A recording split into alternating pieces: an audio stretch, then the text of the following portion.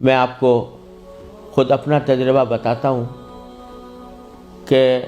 سن 1978 میں، یعنی آج سے تقریباً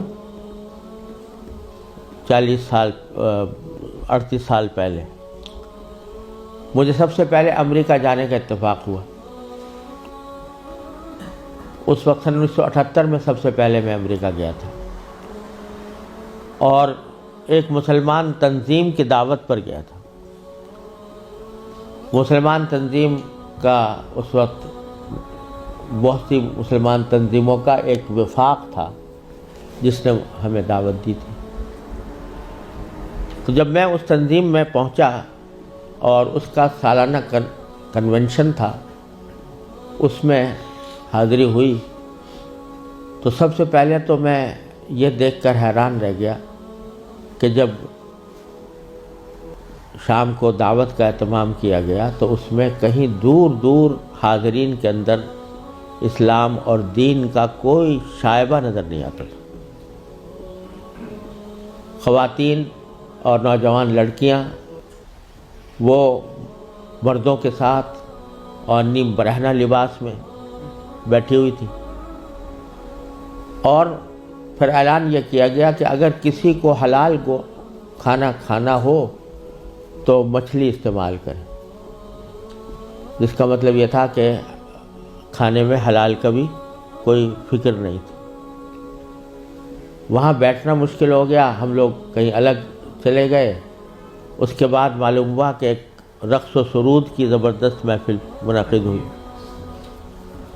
ایک بوٹنگ کا پروگرام تھا، اس بوٹنگ کے پروگرام میں سارا جو پروگرام تھا وہ رقص و سرود کی محفل میں گم ہو کر رہ گیا۔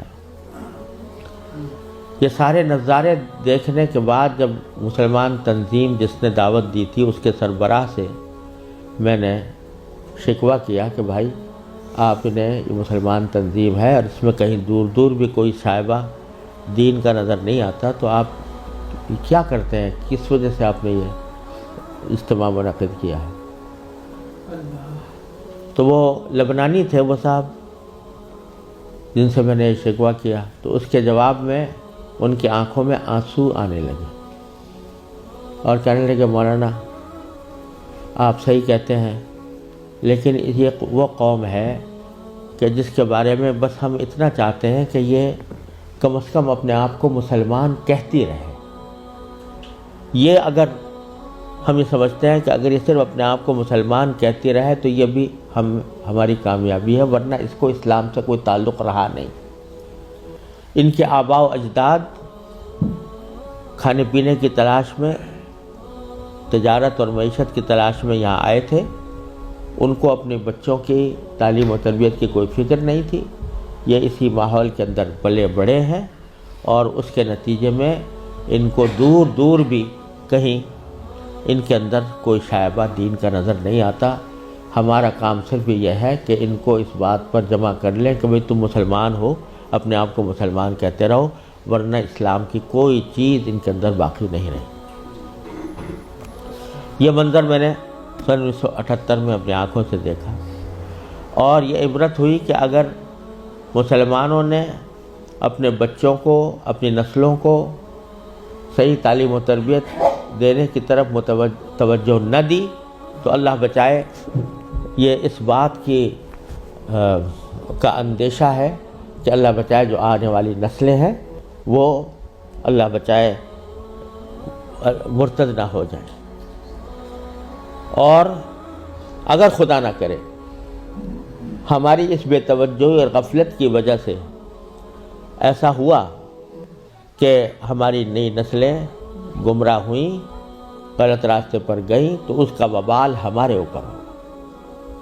کیونکہ قرآن کریم کا ارشاد یہ ہے کہ یا ایھا الذین آمنوا قوا انفسکم واہلیکم نارا۔ جہنم سے بچانا صرف انسان کے لیے اپنا فرض نہیں ہے کہ وہ خود اپنے آپ کو بچائے، بلکہ اپنے گھر والوں کو بچانا بھی اس کی اپنی ذمہ داری۔ اور یہ بڑی شرم کی بات ہوگی کہ ہمارے آباء و اجداد نے ہمیں اللہ تعالیٰ کے فضل و کرم سے ایمان اور اسلام کی دولت ورثے میں عطا فرمائی، اور ہم اپنی اولاد کو اللہ بچائے غلط راستے کے اوپر ڈالنے کے ذمہ دار بنے۔ اس سے زیادہ شرم کی، اس سے زیادہ نقصان کی کوئی اور بات نہیں ہو سکتی۔ لہٰذا یہ مسئلہ جس اہمیت کے ساتھ توجہ کا محتاج ہے،